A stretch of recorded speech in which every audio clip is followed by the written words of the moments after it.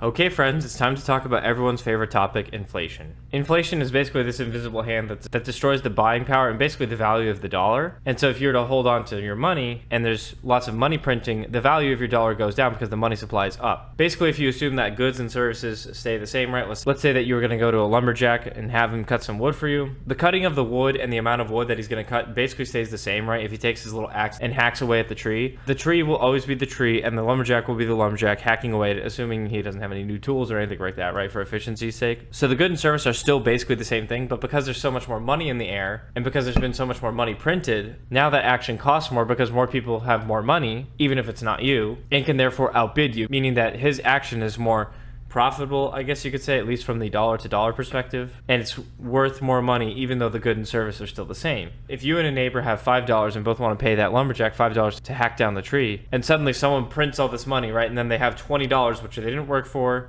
they didn't do any service for, they just printed it. Their $20 is much more powerful than your original $5 and the neighbor's original $5, right? So the lumberjack sees that you have $5, right? And he sees that also the government has $20 that is just printed, right? But it's still $20. So the lumberjack is going to take the $20 because it's more than your $5, right? That's basically the essence of the non-fair game of inflation. That is, of course, one of the most basic examples I can try and give, but that's the way I think about it, at least when it comes to inflation. If you just insert a shitload of money for the hell of it, you don't care what things cost, you just keep print, right? The people who get screwed are the neighbors who have to now all of a sudden be like, oh my god, there's $20 that this guy wants to pay. The lumberjack's going to choose him because his time is limited. I guess I got to fork over more money then, even more than my neighbor and I could compete for, right? So of course that is a super basic example, but because we've printed so much money and the value of the money supply has gone astronomically high, it's no wonder that the dollar has been totally shot, right? So I was born in 1997. You can see on the screen that $10,000 in 1997 is basically where you have to buy something for $10,000 in 1997, you would need $19,925 today in 2025. And so throughout my lifetime, basically the cost or the purchasing power of things has been halved, right? Or the cost of things has doubled, right? Whichever way you want to look at it, right? The cost of things going up is sort of kind of true, right? Because like in the lumberjack example, yes, the price of it went to $20, I guess we could say, because the government had just invented $20 out of thin air. The lumberjack is still choosing to slash down the tree with a certain amount of time, say it takes a couple hours or whatever, right, to do his job. And that service is still the same. It did not change. So basically, as someone who was born in 1997, I look at this and go, what the fucking hell, right? And here's the thing. Even though Trump is the president, and even though we had one of the most inflationary presidencies of all time with Joe Biden, things are not going to get better, and things are going to keep continuing to get worse, right? Basically, one of the worst things that happened during the Trump administration was there was tons of money printing going on, and the inflation itself, well, it wasn't as bad, which is how we arrived to where we are today, which is that I basically need $2 to buy what $1 could buy 28 years ago. Here's where it gets a little wild, right? So 5 years ago, right when COVID started, let's go to 2020. If we calculate, right, $10,000 in 2020 versus 2025, and this is the example I'm going to use, basically, where if in 2020 you had $10,000 and you just stuffed it into the ground, you put it into a treasure chest, you buried it at sea, whatever you did, no one's going to see it until 2025, and it was the same $10,000 today, that $10,000 actually lost value because you would need $12,000 to buy what $10,000 could buy back then. So in the last 5 years, we've had a 23% increase, or rather, we've lost 23% of the value of the dollar, right? And roughly $1, and I guess the site says it here, $1 today only buys 80% of what it could buy 5 years ago, which is fucking insane. 80%? That's a massive loss to take through no fault of your own, right? So let's look at this in 2015, right? If we look at it compared to 2020, we see that you only needed another $1,000 versus the $2,000 you lost in the 5 years between 2020 and 2025, right?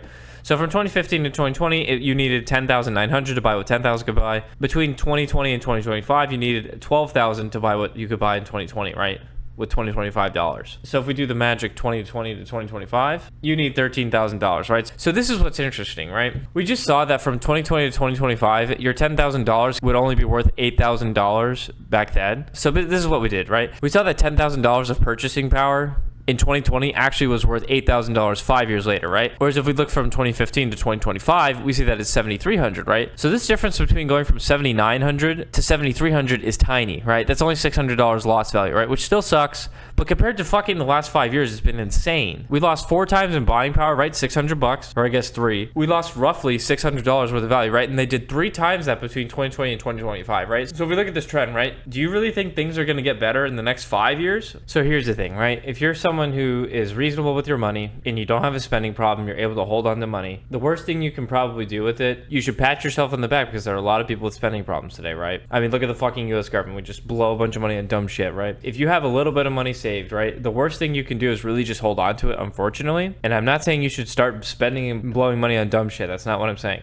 What I'm saying is you need to understand the value of your money is always going to go down because of inflation, and it's going to go down much more, and it's just going to keep going down, right? And this is just a really sad reality of getting away from a gold-backed dollar, because remember, in the lumberjack example where you have $5, the lumberjack has a certain amount of time and constraints, and he has a tool, and it's just he has to do the job with his hands, right? Assuming there's no extreme technology where like we can laser cut trees and just like random shit like that, right? If you have a gold-backed dollar, right, you're not allowed to print money because you can only have a dollar that represents gold. The supply of the dollars is limited to the supply of gold, more or less, right? Every dollar represents gold, and therefore you're trying to give this guy gold in essence, right? The dollar is much easier to run around with, and because everyone takes it as legal tender, it makes the process a lot easier to work with than, I guess, running around with a giant bag of gold or whatever. And also the inefficiency of just not knowing if this guy's trying to screw you with fool's gold and all that good stuff. But the representation is there that it's backed by something concrete and not printable. You can't print more gold into existence, right? I guess you can mine more for it, right? And that would be slightly inflationary in itself. But if the dollar represents gold, then more gold does not mean that there's more dollars. It means there could be more dollars, but those dollars don't exist until the government prints them, right? And takes the gold for it, right? So that in the example where the government prints $20 and just throws it at the lumberjack, right? That wouldn't be possible there, right? Today, since 1971, it's totally true. And I guess we could go over that very quickly using this tool. When we have excessive printing of money because it's not backed by gold and it's a fiat currency, and we also just have these ridiculous expenses from the government, and the government has a huge spending problem, kind of like almost like a gambling addict, then saving your money is like the worst thing you can do, right? Because the desperate government will try to take whatever money you have probably in the first place. And second, the inflation will just eat away at your dollars, right? So if you put that $10,000 in your treasure chest, you go out to the Bermuda Triangle and leave it there, and it's worth a shitload less in the next 5 or 10 years, you got to do something with it, right? Now, this is not financial advice, and I never try to give people concrete advice of what they should do. It's your money. I'm just trying to tell you that this blinking red light is screaming, hey, you're going to keep losing your money, right? And it's going to get worse and worse. The best thing you can do to at least hold on to it is put it into something that retains value, not in the sense of like the dollar value, but just holds itself as like a item, right?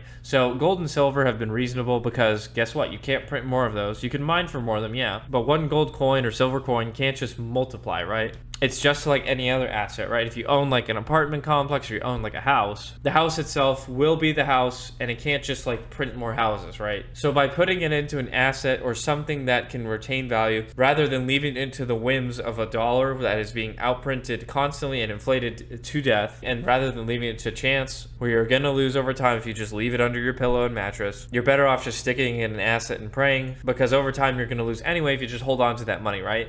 So I'm not saying don't have an emergency fund, right? But that emergency fund over time loses value, right? Let's say your emergency fund is $10,000, right? If you held onto that $10,000 in cash over the last 28 years, the $10,000 would be worth $5,000 today in purchasing power. Or rather, the $10,000 would only be able to buy you $5,000 worth of goods that it would have been able to in 1997. That is the real tragedy, right? Now, a book that I'll recommend for you to kind of understand banking and how inflation works and how bank loans work and how loans and bailouts work is this book, The Creature from Jekyll Island. I understand that it's very controversial and the title just brings shivers down most people's spines because everyone knows like, oh God, Jekyll Island. People are talking about the crazy conspiracy Federal Reserve thing, right? But if nothing else, and you don't want to get involved with that, this book does have a few sections. It's 600 pages. There's more than just the conspiracy side of the book, right? I could do a video on this book later because it's an excellent book, but just talking about how banking got invented and the practice of loaning things out at the fractional reserve is fascinating. Let's say from the same example from earlier, right? You have $5 and you're choosing between whether to put it in your bank or you're trying to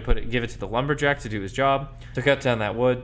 If you decide to put it into the bank, well, you put it into the bank and they have $5, right? But they can loan out $45 worth of credit because they're required to have 1/10, I think, of the amount that's held in cash. So if you give the bank $5 and 4 people come in for a $5 loan, well, even though the bank only has $5 in the vault in physical cash, the bank is allowed to go, okay, you get $5 credit, you get $5 credit, you get $5 credit, you get $5 credit.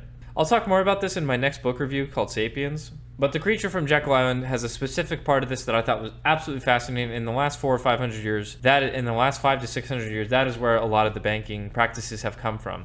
Let's do some of this, right? Let's go from 1950 to 1970 and see what $10,000 in 1950, which is a shitload of money back then, would have been worth in 1970, right? So in 20 years, the rate of inflation was only half when it was gold-backed, or was just over, I guess you could say, 60%, right? Which is a lot slower. Let's look at the graph over here. We can see that between 1950 and 1970, it's lost $4,000, which is still really bad, right? When you have $10,000 in 1950 and it's only worth $6,000 in buying power, or rather you have $10,000 in 1950 and in 1970 you need $16,000 to buy what you used to be able to buy with $10,000 in 1950, it's not good. But I want you to notice something. Look at how straight this line is comparatively under this $10,000 range here, right? From 10,000 to 20,000, it took until it seems like 1973 and 1974, right? And between 1969, it goes from 15,000 to 20,000 in 5 years. That's pretty significant. From 1974, we start going crazy, right? So 1974, 20,000. We get to 30,000 in 1979. That is insane, right? I guess I'm not comparing apples to apples exactly. So let's go to 1997 just for the hell of it. In 1997, you needed $39,629 to buy. In 1971, with $10,000 could buy, right? Buying power drops like a fucking rock over here, right? And really until about 1983, I want to say. 1971, we get to 8,000 in 1974. We get to 4,000 in 1980. I guess in the 70s are known to be a really shitty time, or at least not super shitty, but just not good. So after playing around with that for a little bit, we see that you needed about $19,000 in 1997 to buy what 10,000 would have bought you in 1980, right? It's crazy, right? You look at this 1980 shit, you get really slammed between 1980 and 1989. You lose 4,000, right? That's what's wild though, right? In 9 years, you lose $4,000 worth of the $10,000. But when we do it from 1997 to 2025, actually not as bad. That's wild. Okay, so some closing remarks. As we can see, inflation over long periods of time is pretty devastating, especially to those of us who are able to actually hold on to resources and not spend it all at one time, because our buying power gets absolutely eroded. So we know that holding on to your money means that you're going to be losing it long term, just due to the nature of expanding money supply. It's the economic way that they call it, but really it's just hitting Control P, trying to find a solution as fast as you can, and never actually addressing the problem, which is that there's not an infinite amount of resources, and that you should stop spending money on dumb shit. And I'm not just saying a small amount of money, a shitload of shit. While it's important to have an emergency fund, holding on to it long term will be devastating, and therefore you should probably do something with it. I'm just saying that it's not to your benefit to hold on to money in cash long term. That's all I want to say. So if you found this video informational and you've learned how much we're losing, and you learned what losers we are for using US dollars and letting the government be able to just print whatever the hell it wants, you can always leave a comment or just suggest another video that I should make and maybe you want to hear about.